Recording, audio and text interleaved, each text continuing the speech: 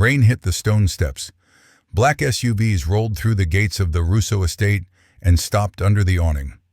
5 rich women stepped out in gowns that ignored the rain.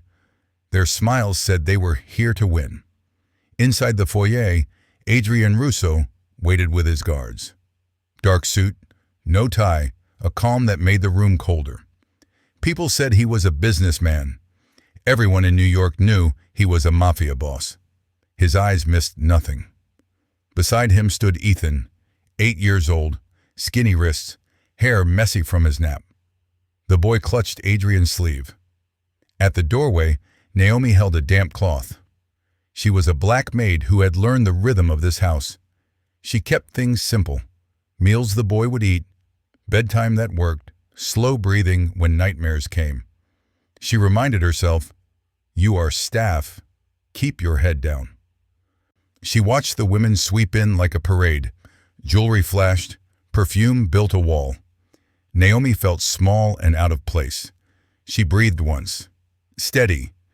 She was not jealous. She was worried for Ethan. Adrian lifted a hand. The foyer went quiet except for the rain. 30 days, he said. You will live here. You will be around my son. At the end, he will choose. His voice was flat. It sounded like a sentence, not an invitation. The women smiled wider. A lawyer, a doctor, a designer, an influencer, an heiress. They had plans for schools and tutors, and a perfect life with clean edges. They looked at Naomi the way people look at a chair in the wrong room. Ethan leaned toward Naomi. "Can I stay with you?" he whispered. Naomi's answer was calm. "Stand by your dad for now." Her mind added a line she did not say. "I will not make trouble for you." Rocco, the chief of security, watched Naomi too long. He did not trust newcomers. To him, she was still new. He filed away how the boy reached for her. In his world, every soft thing was a target.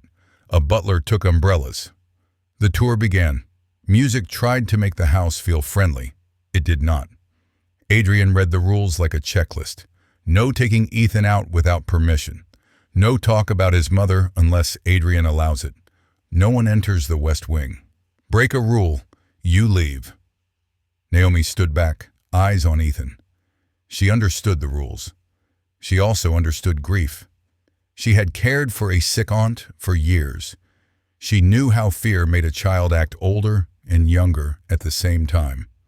She knew how to be steady when adults played power. Ethan slipped on a wet tile. Naomi moved on instinct, caught his elbow, and set him upright. "You're okay," she said, like a fact. The boy nodded. Adrian saw it. His jaw tightened at the truth he did not want to face. The child trusted the maid more than the guests. Naomi lowered her eyes. "Don't make this about you," she warned herself. "Do your work. Finish the hallway. Then the kitchen. Then the laundry." Outside, thunder rolled. Inside, the game began. The 5 women traded looks that said, "We will win." Rocco set patrols. Adrian stared at the staircase, thinking about what a father should be and what a boss must be, and how those 2 jobs refused to share the same chair. Ethan slid his hand into Naomi's. She did not pull away. "One step at a time," she said. The boy breathed easier. Adrian heard it. He did not smile, but something in him moved. Naomi was 26, a black maid with warm brown skin and tight curls in a simple bun. She grew up in Brooklyn and learned to keep things quiet. After her aunt's stroke, she spent years lifting, washing, calming. She could read a breathing pattern and talk panic back down.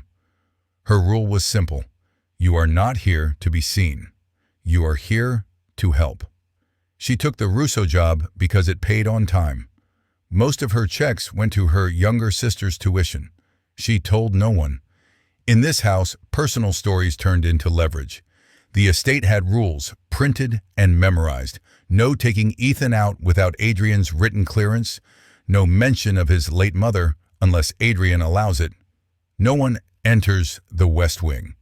No phones at dinner. No photos of the boy online. break a rule, lose the job that day.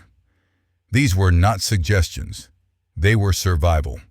Naomi wrote her own list on a paper inside her closet. Feed on time, water bottle full, night light at 9, when a nightmare starts, hand on shoulder, count to 4. It was simple care that worked. The 5 women carried power into the room. The lawyer promised a private academy. The surgeon talked about strict health plans. The architect pitched a mature bedroom. The influencer argued visibility could protect the family. The heiress hinted at old money shields. Every offer sounded impressive, and every offer had strings. Adrian listened like a judge. He measured each woman the way he measured rivals. Who wanted access? Who wanted status? Who could be managed? He told himself this was fatherhood and business at once. Ethan saw something else. 5 strangers who looked at him like a prize. Their plans sounded like homework he did not ask for. He wanted eggs the way he liked them, paper cranes, and a voice that slowed the room when it got too loud. He kept this to himself. He did not want to disappoint his father. Naomi stayed in the background. Clean uniform, clean sneakers, no perfume. She did not compete with rich people. She kept the boys steady. Simple meals, tidy backpack, gentle boundaries. As she thought, you are the wall he leans on. Do not crack. The stakes were heavy and simple. If Naomi slipped, she would be fired. If she crossed into family, the house would push her out. If one of the 5 women won, Ethan might gain a mother who knew schools and donors, but not the soft routines that kept his fear small. Naomi did not resent them. She feared the effect. Rocco watched patterns. The boy's shoulders dropped when Naomi entered a room. Enemies tested gates whenever the boss hosted anything. In his world, softness invited danger. Naomi complicated that belief, so he kept her in his line of sight. At dinner, Adrian placed the 5 candidates around him at the long table. Talk drifted over galleries and charity boards. Naomi served plates and stepped back. Ethan picked at his food until she returned with rice and chicken cut the way he preferred. Adrian saw it. He said nothing. His face stayed calm. He made a note he could not ignore. The boy performs for them, he relaxes for her. Late, the house went quiet. Naomi checked Ethan's room. Night light on, blanket smooth, water bottle within reach. Good job today, she whispered, and reminded herself not to feel too much. Feelings make workers careless. In his study, Adrian watched rain bead on the glass and security feeds glow on the wall. He wanted a clean fix. Choose a polished woman, stabilize the house, move on. But the upstairs camera showed the same thing every night. The boy slept when Naomi handled bedtime. He felt grateful. He also wanted control. The 2 feelings did not sit well together. Morning brought harder pitches. The lawyer waved fast-track letters. The surgeon booked a pediatric panel. The architect sent a steel and glass mood board. The influencer staged a fountain shot and hinted she could tag it. The heiress mentioned families that could close doors for enemies. Adrian recognized every string. He had tied strings like these to half the city. Naomi boiled oatmeal, added cinnamon, and drew a tiny smile with blueberries. Ethan laughed once, the sound of relief. Naomi looked down to hide her own smile. She warned herself, "Don't get attached." Then she corrected herself. "He is already attached. Carry it." That evening, Rocco issued new codes and tougher patrols. The West Wing stayed locked. Naomi signed the memo and went back to her small room. She read the paper on her closet door and added one more line in neat handwriting. Hold your ground. The house was about to test her. In this house, tests were harsh. By the 3rd day, the house felt wired tight. Naomi kept to schedules because schedules calm children. After lunch, she took Ethan to the sunroom where the light was soft and the rugs were warm. "Breathe in for 4, she said, tapping his wrist. "Hold for 4, out for 4. He copied her, shoulders dropping with each count. She folded a paper crane and set it on the sill. "This is for when your chest feels heavy," she added. She did not say the word mother. She obeyed the rule. Adrian watched the camera feed from his study. He saw results he could not deny. No nightmare at nap time, no panic when footsteps echoed. Gratitude sat beside discomfort. He told himself the truth plainly. His son trusted the maid more than the candidates, and the admission stung because power had not fixed what simple care had. The lawyer arrived with a glossy folder and enrichment benchmarks. The surgeon brought supplements and a calorie chart. The architect unrolled a sharp gray mood board. The influencer set up a ring light near the fountain for a private family memory. The heiress measured curtains and talked legacy. Each woman treated the house like a stage. Naomi moved quietly around them, choosing the boys' needs over performance. The contrast annoyed them. Small accidents began. Orange juice slid off a sideboard the minute Naomi passed. A porcelain bird toppled near her elbow. A smear of paint appeared on marble 3 minutes after she had mopped it. Each time a candidate clicked her tongue and said, "Details matter." Naomi absorbed blame because arguing only made scenes bigger. Ethan saw everything. His face hardened in a way a child shouldn't. Rocco noticed patterns too. "She's a soft spot," he told his team. "Soft spots get hit." He pulled Naomi's file again. Clean references, small hospital volunteer stints, nothing alarming. That did not soothe him. In his world, the cleanest files hid the worst trouble. He assigned an extra hallway post outside the sunroom and logged the candidates' movements by the minute. News traveled fast in their city. Across the river, Viktor Petrov leaned back in his chair while a fixer read him gossip. The boss was auditioning mothers. The boy clung to a maid. Cameras flashed at the front gate. Petrov smiled. "A handle," he said. "If Russo wants normal, we take the most normal thing." He told an underling to map Naomi's routes to the grocer and pharmacy, to test the back road with a trailing bike, and to borrow a paparazzo who owed him money. That evening, Adrian met Naomi in the pantry where the cameras did not reach. "The rules are there to keep Ethan safe," he said. His tone was even but cold. "Do your work. Don't become the center of this house." She held his gaze because fear helped no one. "Yes, sir. I am not trying to be anything except useful." Inside, she felt two truths pulling. The boy needed steadiness, and men like Adrian punished anyone who became important without permission. Next day, Ethan went stiff when the influencer tried a selfie with him. Naomi stepped between them and said, "No photos. House rule." The influencer smiled for show and muttered later, "Power trips from staff never last." An hour after that, the porcelain bird reappeared with its beak chipped. The surgeon sighed loud enough for the room. "Careless hands." Ethan flushed red and whispered, "It wasn't her." Naomi squeezed his shoulder once. "Save your breath," she told him softly. "I'm okay." Rocco called Naomi to the service hall. "You don't cut corners," he said, "but your presence is moving pieces." He meant the boy. He meant the boss. He also meant enemies outside smell it. "So you keep doors locked and you keep to lit paths," he added. "If anyone without a badge asks you to step out, you say no." Naomi nodded. "I don't step anywhere without clearance." She meant it. That night, Naomi gave Ethan a blank page. "Write to the person you miss," she said. "Don't send it. Just write."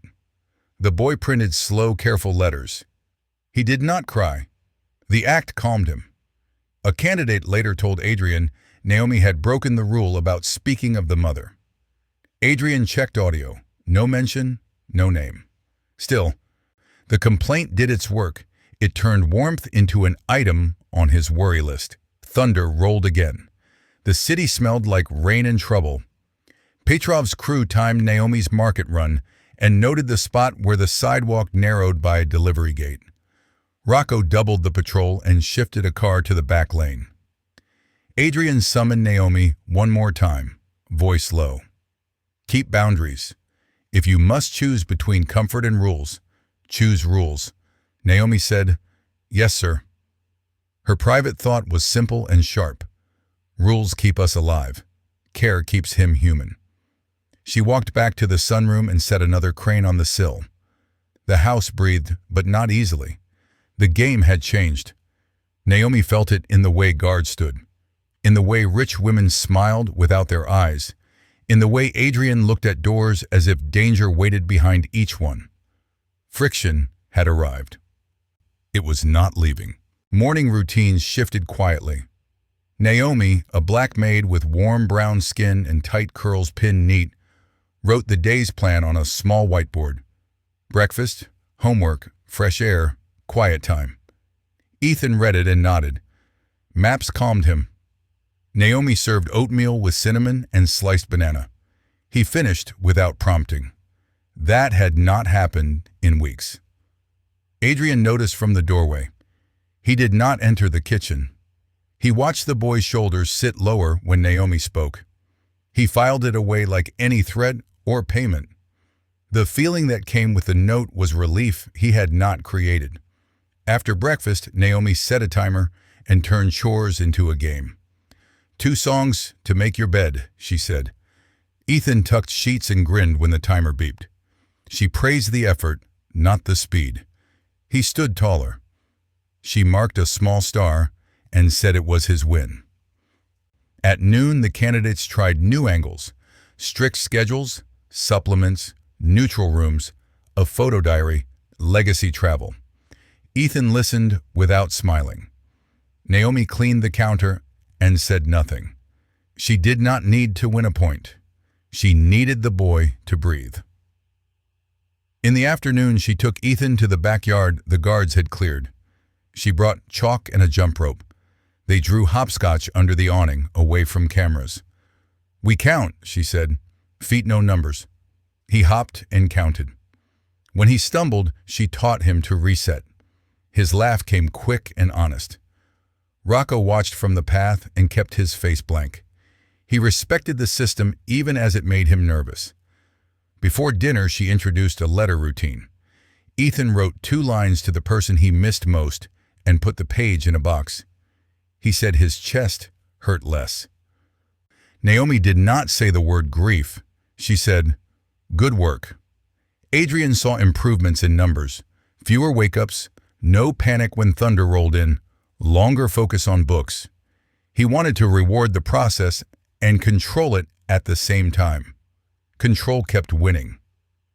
That night, a storm cut the power for 2 minutes.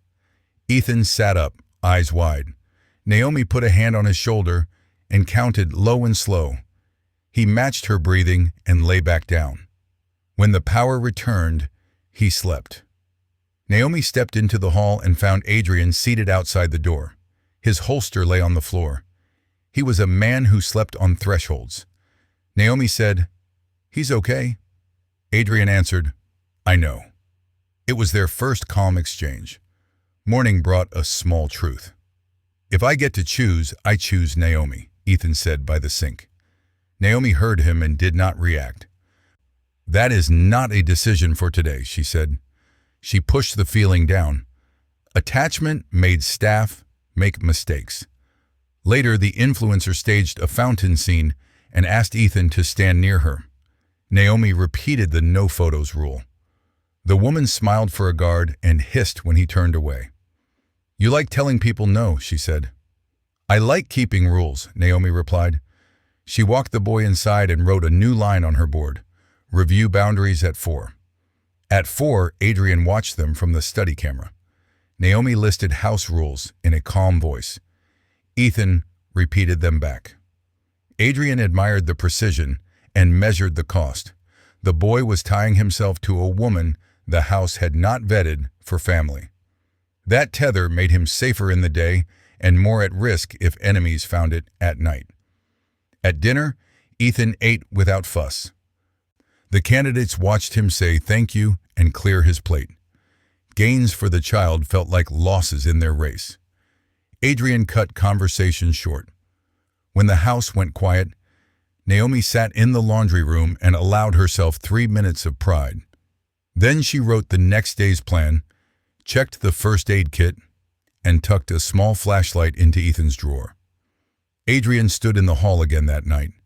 He kept the gun off his hip because metal near children felt wrong. He did not admit that Naomi's habit of counting breaths had taught him something about presence. He just stayed. He was softer than yesterday and no less dangerous. The bond was real now, simple as a paper crane on a windowsill. The house could protect it or exploit it. Everyone inside was choosing sides, even if they pretended otherwise. The first sign was small. On Tuesday morning, Naomi took Ethan to the market with a driver and a guard, like the schedule allowed. She kept the list short. Fruit, bread, batteries for the flashlight in his drawer. On the sidewalk, she felt a camera on her. Not a feeling, an angle. A man with a long lens pretended to shoot a bakery sign and lowered his camera each time she moved. A bike rolled too slowly at their side. The rider never checked traffic. He watched reflections. Naomi did simple math. A child plus attention equals risk. She moved the pair inside a bookstore and told Ethan it was a race to find a blue cover. While he looked, she called the guard by name and said the phrase Rocco had trained her to use. Route is dirty. They left out the front with a second car, while the decoy driver took the original route. Naomi did not panic. She followed training. Inside, she felt fear because strangers were mapping her. The back road to the estate narrowed by delivery gate. The decoy car rolled through. A van idled near the gate and jumped forward, too close, like a test. The guard braked hard and blocked the angle. A second guard stepped out and showed a badge and a weapon. The van drifted back and left. Nothing happened, which in their world meant something had been tried. Naomi and Ethan came home by another path. She wrote an incident report in clear lines. Ethan stayed quiet, then asked, "Did I make trouble?" Naomi told him the truth he needed. "No. Grown men made trouble. You followed rules. That helps us." Across the river, Viktor Petrov got a call from the biker. Soft target has pattern. Guard response is disciplined. Petrov did not get angry. He adjusted. "We don't need the kid," he said. "We need the maid. She is the handle." Inside the estate, the 5 rich women shifted tactics. Accidents turned into stories. The lawyer whispered to a cousin at a firm. The influencer sent a message to a blogger. The surgeon reached a colleague who printed things under anonymous sources. 2 days later, a man in a plain suit arrived at the front gate with a card. He said he was a private investigator hired by concerned parties. He carried a folder on Naomi Rivera. The folder said Naomi had been fired for theft. It said she had been inappropriate with children. It said she had argued with a former employer and damaged property. Dates ran across the pages. Signatures sat in the margins. The butler delivered the folder to Adrian's study with a face that did not show surprise. He had seen attempts like this before. Adrian read the file alone. He did not trust paper more than he trusted his own eyes. He looked for the details that always betray lies. One job listed a termination date that overlapped with hospital volunteer hours he had already verified. A signature on a complaint curved left on one page and right on the next. A school address was spelled 2 ways. It did not add up. He felt anger because someone had dragged his son's stability into a game. He felt something else he did not name. Protectiveness for a woman he had told himself was only staff. He called 2 numbers from Naomi's old references without telling anyone. A mother said, "Naomi was steady.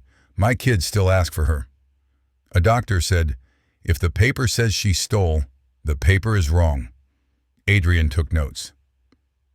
He hung up and stared at the cameras on his wall. He was not naive. He knew the 5 candidates had motive. He knew Petrov would touch anything that softened the boss. He did not know which thread ran to which hand yet. That night, he rewatched the market footage. He saw the camera, the bike, the van at the gate. He saw Naomi keep the boy calm in motion.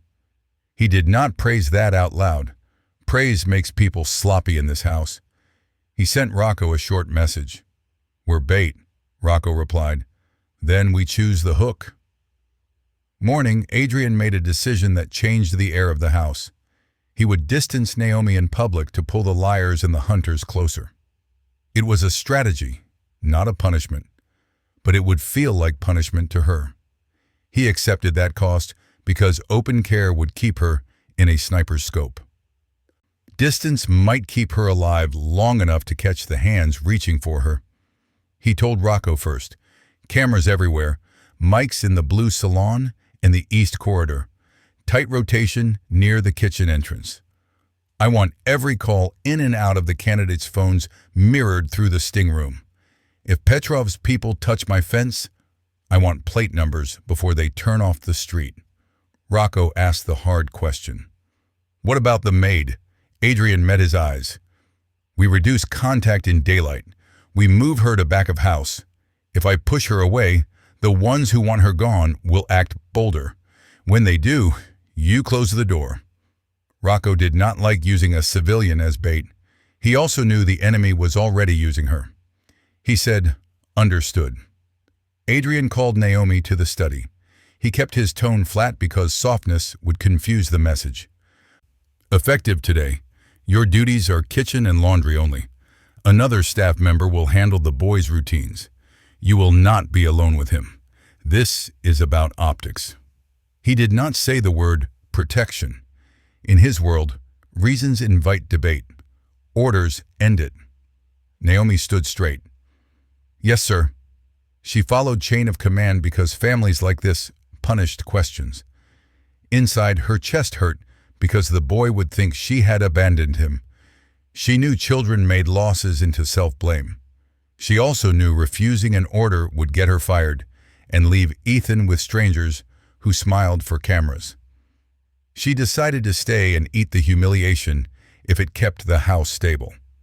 Word moved fast. The 5 women smiled in corners. The influencer posted a vague line about standards at the highest level. The lawyer told a guest that Adrian had finally seen reason. The surgeon called a friend and said, "The maid is out of the loop." The architect put revised bedroom boards on the table like victory flags. The heiress called her mother. Ethan felt the shift at breakfast. Naomi plated food and stepped back while another staff member took her seat by the schedule board. The boy stared at the change, then looked at Naomi. She smiled, small and steady, to tell him she was not angry with him. He kept his mouth closed because he was a polite child. Later he found her near the laundry and whispered, "Did I do something wrong?" Naomi told the truth he could hold. "No, adults are handling adult fights." Then she added a line to give him a job. "Your work is the same. Breathe, count, finish your page." That night, Naomi cried for 3 minutes in the service hall with the lights off. She let the sadness out because holding it would leak into her work. Then she washed her face, returned to the kitchen, and wrote a new routine card for the staff who had taken her place so the boy would not stumble. She did not sabotage. She served. It was her way to keep Ethan's world tight while the adults set traps. Adrian watched her on a small screen, anonymous in a hairnet and apron, moving with clean purpose. He felt the sting of his own plan. He accepted it. He told himself the math was clear. Distance now to stop a worse hit later. He sent Rocco one more line. "Deny nothing. Let them think they're winning." In the quiet that followed, sides hardened. The enemy believed the door was open. The women believed the race had tilted. Naomi believed she was on the edge of losing the job that paid for her sister's school, and the bond that kept a child sleeping. All three beliefs would drive the next move. The midpoint had done its work. The game was no longer about choice. It was about protection and exposure, and Adrian had chosen a path that would hurt to follow. The house changed tone the day Adrian pushed Naomi to the back. It was not subtle. Guards stopped nodding at her in the halls. A junior maid took the whiteboard in the kitchen and stood where Naomi used to stand. The 5 rich women stopped pretending to be polite. They smiled in front of Adrian and let the smile drop when he turned. Ethan adjusted for one day, then slipped a paper crane under Naomi's cutting board. The note inside had 4 words in a child's hand. "I choose you, Naomi." She read it once, folded it back, and hid it in her pocket. It made her stronger and sad at the same time. She told herself, "Do the work. Keep the boy steady even if someone else holds the marker." That afternoon, the accidents turned into traps. A diamond earring appeared in the laundry bin. A bottle of pills labeled with a child's name rolled out under a pantry shelf. The surgeon gasped and said, "Unacceptable." The influencer filmed the discovery on a phone until a guard told her to stop. Naomi did not touch either item. She called Rocco, pointed, and stepped back. He collected both, logged them, and said nothing. His eyes told her the game had moved from petty to dangerous. Adrian sat in the sting room with 2 techs and watched everything in squares. He had mirrored the candidates' phones through legal gray and favors. He did not care about etiquette now. Money trails glowed on the screen. Small payments from a shell company to a gossip blog, a retainer to a fixer who had a line into Petrov's crew, a car service invoice to a back door of a club Petrov owned. He did not announce a win. He built a chain strong enough to hold in front of anyone who mattered on the night he chose. Word of the selection gala went out. A formal announcement at the end of the month. The 5 women treated it like a coronation. They booked dresses. They made calls. At midnight, 2 of them met in a parked car and told an unseen voice, "We want the maid removed before the gala." The voice said, "Then leave your door open. We do the rest." Adrian had the audio. He let the deal proceed because stopping it now would only move it to a darker corner. Rocco pulled Naomi into the staff corridor. He did not waste words. "We can move you off-site for 2 weeks," he said. "We can reassign you to another house and bring you back after this storm." He meant, "I will protect you, even if my boss turns you into bait." Naomi heard the offer and looked past him to the staircase she knew by heart. "If I leave," she said, "the boy will think I left him. That thought will do damage I cannot fix later." Rocco asked, "Is staying worth the risk?" Naomi answered plain. "For him, yes." That choice set her path. She slept less. She kept routines clean for the junior maid, so Ethan's day did not wobble. She walked in lit hallways and counted cameras. She kept her phone charged and her badge visible. She kept her mouth closed when the 5 women performed kindness near Adrian. She let the house think she was finished. She was not finished. 2 days later, a tabloid printed a headline that used her name and the word dangerous. Adrian did not call the paper. He called a banker. A flagged transaction tied the article to the shell company. He took the flag sheet to the sting room and pinned it under the video of the car meeting. He built a picture only a fool would ignore. Petrov's crew tested the fence at 3 a.m. They clipped a sensor and timed the guard response. Rocco redirected patrols and parked an unmarked car near the service gate. He moved a man to the basement breaker room and told him to hold a flashlight and a gun. He expected a power play at the gala. It was the cleanest move for men like Petrov. Lights out, doors cracked, grab the soft target. Ethan held it together in daylight and folded in private. He left Naomi small notes in the corners of the house. "Breathe 4, I finished my page. I ate the whole bowl." She kept each note and wrote one back where she knew only he would look. Good work, I'm still here. Rules keep us safe. She gave him jobs because jobs make fear smaller. Adrian saw the notes on camera and said nothing. He did not like that his plan hurt the person who was helping his son. He liked what the plan would allow him to do. Cut the rot out in one night and set a boundary every rival would understand. He told himself he could explain it later.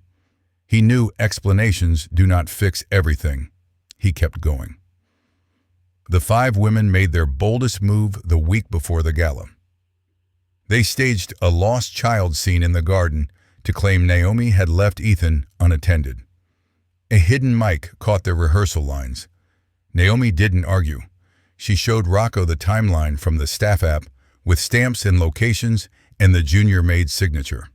It was clean. Rocco filed the clip with the rest. On the last prep day, Adrian called Naomi to the study again. His face was unreadable.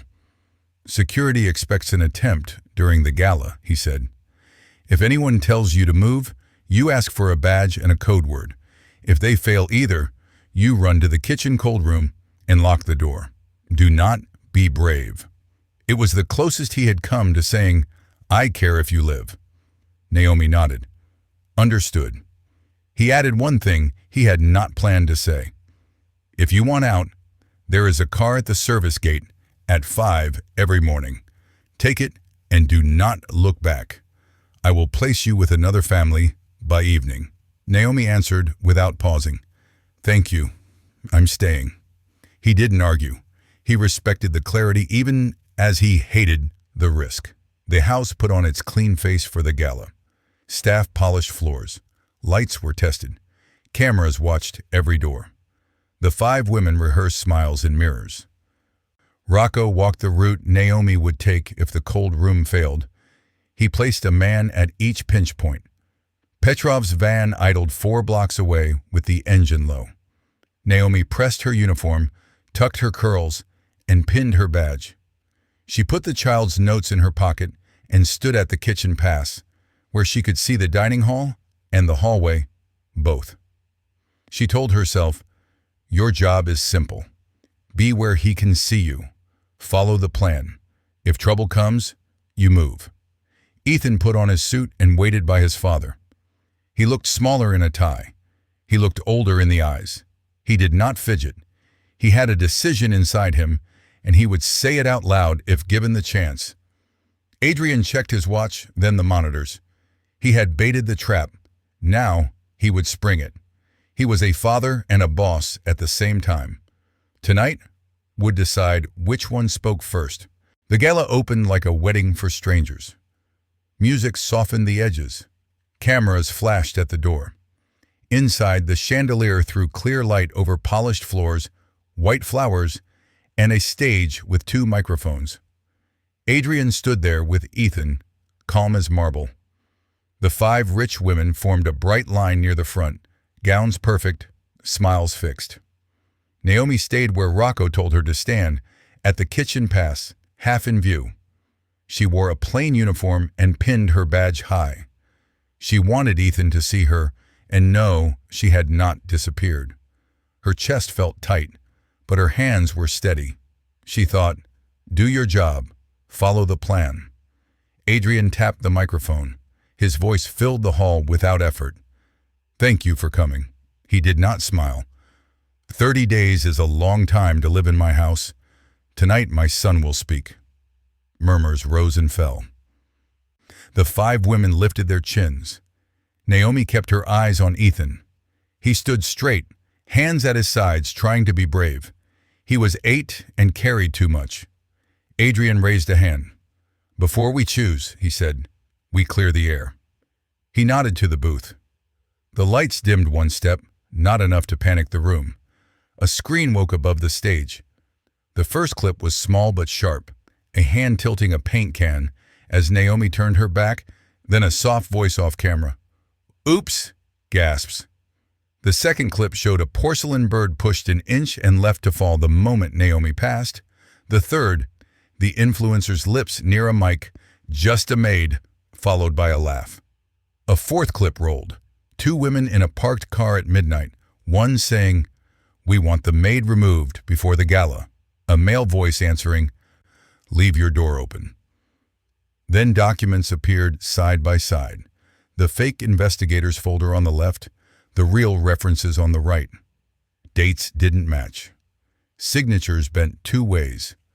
A wire chart lit up money from a shell company to a gossip site and a fixer tied to Petrov. The room went quiet, the way rooms do when truth hits harder than sound. One of the women stepped forward, voice high. "This is taken out of..." Adrian's voice cut clean through. "Nothing in my house is out of context. I record what threatens my son." He faced the guests. Someone forged a past for a woman who has done nothing but work. Someone hired a man to smear her name. Someone fed an enemy the illusion that my family has a loose hinge. He did not point. He didn't need to. The images had already done it. At the kitchen pass, Naomi felt her knees loosen with relief and shock. Adrian had believed her. He had planned a defense she didn't know she had. Then the lights flickered, just once. Then again, longer. Rocco's radio cracked. "West Corridor, panel trip." He moved before words finished. Two servers in new aprons stepped into Naomi's line with a tray. The taller one said, "Chef needs you in the cold room now." Naomi kept her voice even. "Badge?" They showed plastic. "Code word?" They blinked. One said a wrong color. Protocol said, "Run." Naomi turned toward the kitchen. The taller man dropped the tray and reached for her arm. She yanked back and slid behind a prep table. Metal clattered. The nearest guard drew down the corridor. He didn't fire. He drove both men to the tile and cuffed them. It was quick and ugly only in sound. Boots. A grunt. Metal. On floor. Staff froze. No one screamed. Their house trained for this. From the stage, Adrian saw the movement. He did not finish his speech. He left the microphone, gave the only order that mattered to him, and moved. "Lock west doors. ABC. Lights up full. No one leaves." The hall obeyed. He cut through guests, past the stunned line of women, and reached the kitchen pass as the emergency lights steadied. Rocco met him at the threshold. "Two down. One more at the service stairs," he said. "Van idling South Alley." Adrian didn't hesitate. "Close the alley. Don't chase. Box them in 2 minutes, then hand plates to our friends at Organized Crime." He stepped past the guard line until he could see Naomi. She stood with her back to a steel door, breath fast, but measured the way she taught Ethan, 4 in, 4 out. Her eyes were clear. She had followed the plan. She had not tried to be a hero. Adrian's chest hurt in a simple human way. He thought, choose now, boss or father. He answered himself, father first. He moved in front of her without show, just enough to be the wall. He spoke so only she and the nearest guards could hear. "You did right." It was not a flourish. It was a fact. Then he turned his head to the room and raised his voice for every ear, waiting to see what a mafia boss would do when someone touched what he cared about. "Listen," he said, flat and final. "Whoever reaches for what is mine pays." He did not shout. He didn't need volume. He had proof, bodies in cuffs, and a city that understood sentences like that. In the alley, Petrov's driver heard patrol cars before he saw them. He pulled off early and lost his nerve. The van rolled away. Rocco's team didn't chase into the dark. They stayed with the soft spot, exactly as ordered. They had plates, recordings, and men on the floor. It was enough for tonight. Adrian walked Naomi out of the kitchen and back toward the stage. He didn't take her hand. He didn't have to. He set the pace, slow and certain, and the room opened like water. The 5 women tried to fix their faces. They could not fix what had been shown. Ethan broke free of a relative and ran. He did not care about cameras.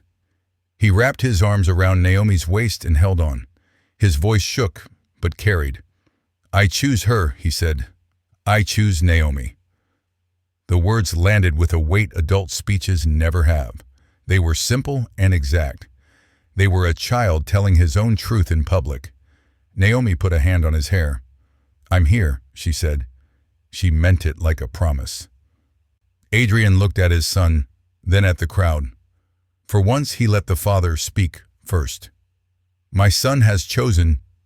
He didn't add conditions. He didn't hide behind process.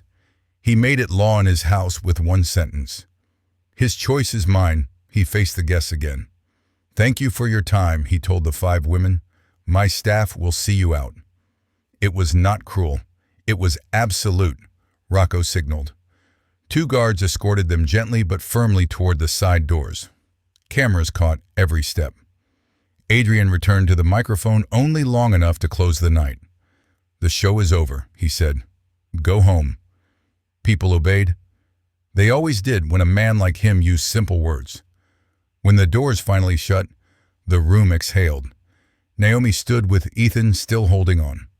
She felt relief and the aftertaste of fear. She also felt something else take root. Safety that was chosen, not begged for. Adrian's eyes softened in a way she had not seen before. The choice had been made in front of everyone.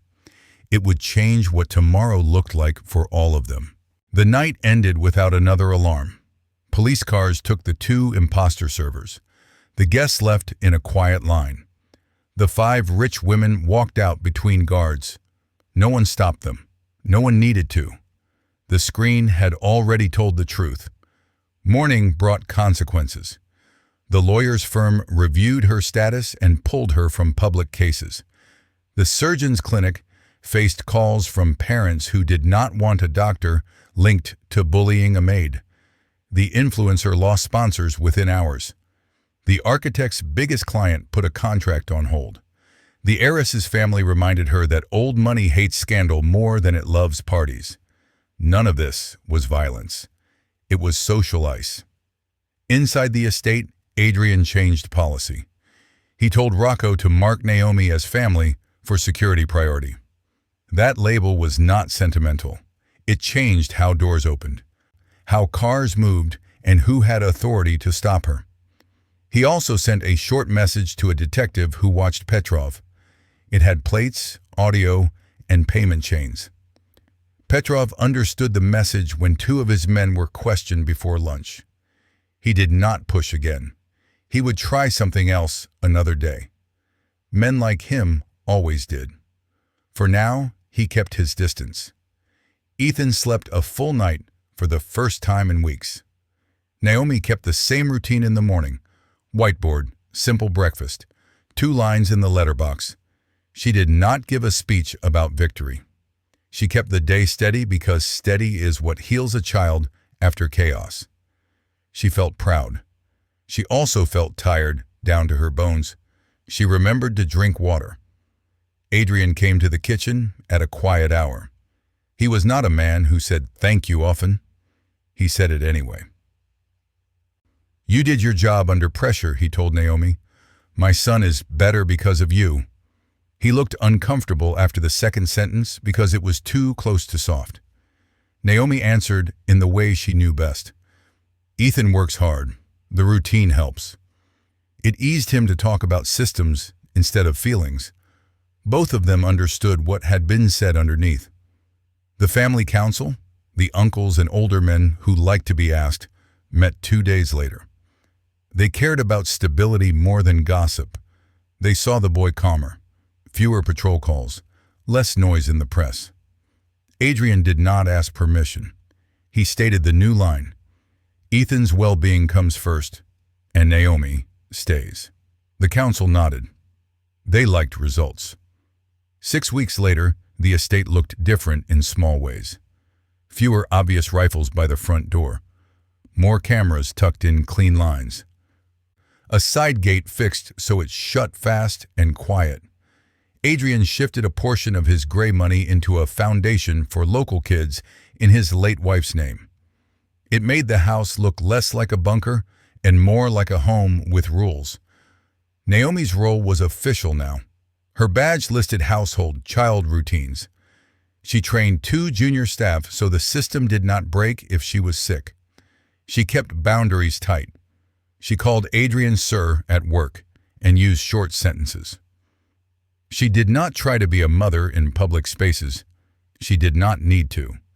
Ethan reached for her on his own. 6 months after the gala, summer heat pressed on the stone paths. The grape trellis in the back garden threw good shade. Paper cranes hung from thin strings, a calm reminder of how breathing and counting had changed a boy's life. Ethan ran to the swing and back without panic. He was still a child who had lost a mother. He was also a child who could laugh without checking the door. Rocco leaned on a post and watched the yard with a face that finally looked relaxed. He had not changed his mind about soft spots. He had changed his mind about what protects them. Sometimes a soft spot becomes a wall if the house chooses it. He tipped his head to Naomi when she passed. It was respect, not approval. For a man like him, that was a lot. Adrian stood on the porch and saw a picture he did not expect to see in his life.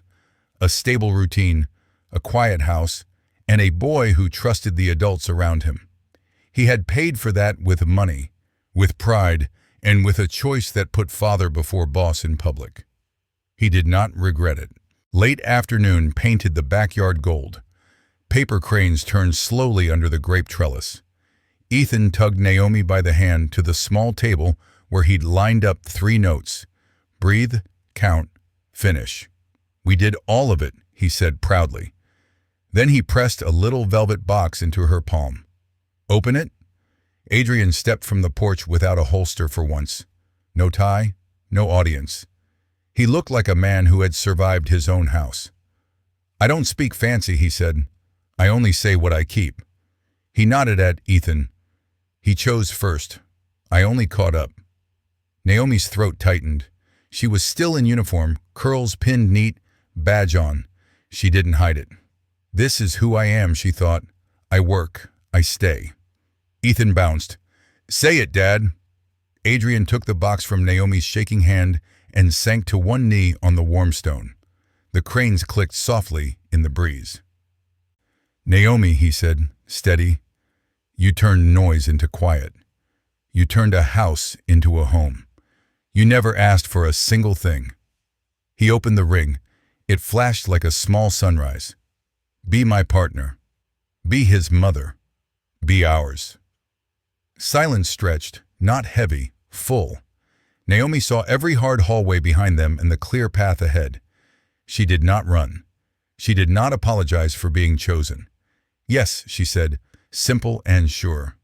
Yes, Ethan whooped, grabbed both their hands, and pulled them into a clumsy hug. Adrian laughed, a short, surprise sound that belonged to an ordinary man, not a boss. He slipped the ring on her finger and kissed her forehead because it was gentle and right. From the fence line, Rocco looked away with a rare private smile. The house had chosen its law, heart first, power after. Under the turning cranes, their new family held fast.